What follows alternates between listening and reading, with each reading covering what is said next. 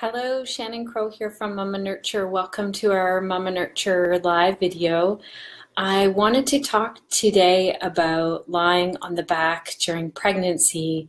Many of you have written to us asking, how do I safely move a student into Savasana so that they get that really yummy relaxation and way to close their yoga practice?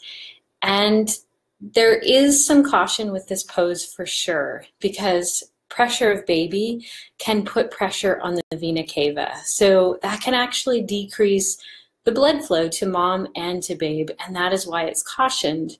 But I feel like sometimes we've taken this caution to the point where I see women in prenatal yoga class who are afraid to lie on their back at all. So wake up in the night terrified that they've somehow harmed baby because they rolled over onto their back in their sleep. And I just want to, first of all, put your mind at ease that if you're a mom and you're pregnant, you're going to know, intuitively know.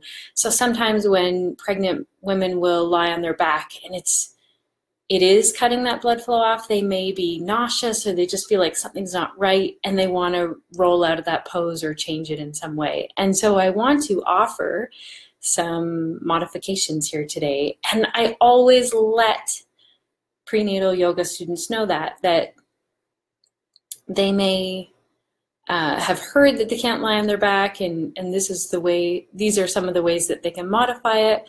And I like them also to have that relaxation as well.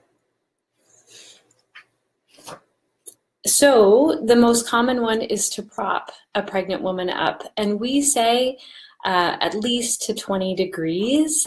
And in a yoga studio, we set the blocks up so that there's a block on the lower side and then it goes a little bit higher, and then a bolster or a pillow. Today I just have a pillow with a blanket wrapped around it. And then I'm going to show you, and the other option here is to do two bolsters. So if you're at a studio space that has two bolsters, if you can put one crossways, so it's kind of like this, and then the other one propped up on, I feel like it's less slippery. But it's nice just to invite pregnant students to come back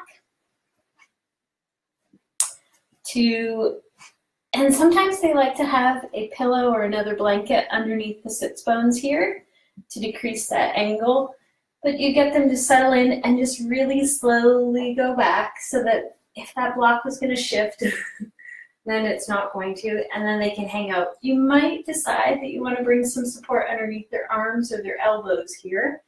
Their knees can be bent. That offers another place for a bolster, or the legs can extend out straight and then they can just sink in. I feel like I could stay here for a long time.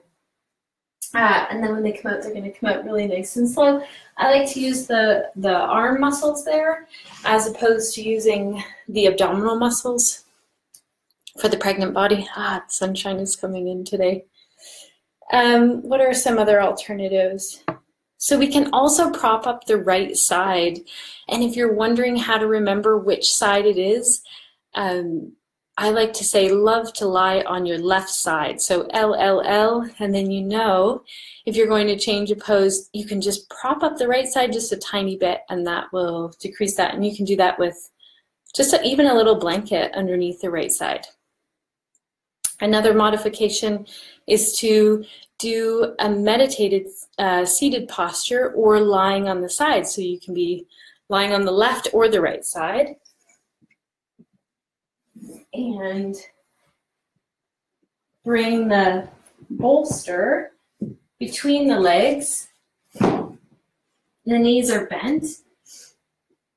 And you can come down to lying down on the side. Now, if you want to support the head, it can be really nice to do that as well. Yeah. I would want some more pillows and blankets. Prenatal yoga is really about finding some props and finding comfort. What other ones? So you can also do that propped up 20 to 45 degree angle for so many of the poses, like big toe pose, butterfly, like recline butterfly, any poses where a woman might be lying on her back, then you can switch it up that way. I'm going to do a second video today, actually, which shows another alternative for legs up the wall for the pregnant body, because that's a favorite pose, but it can be tricky to modify as well. I'm doing 2 videos in a row because of the holiday that we had last Monday. Okay, so I think that's it. If you guys have any questions, feel free to post in the comments here. If you want the full list of contraindicated poses for MamaNurture, we have a printable PDF for you on our homepage, mamanurture.ca. And if you would like the caution poses, we have a combined online course with the cautioned and contraindicated poses available as well. Okay, take care, you guys. Have a great Monday.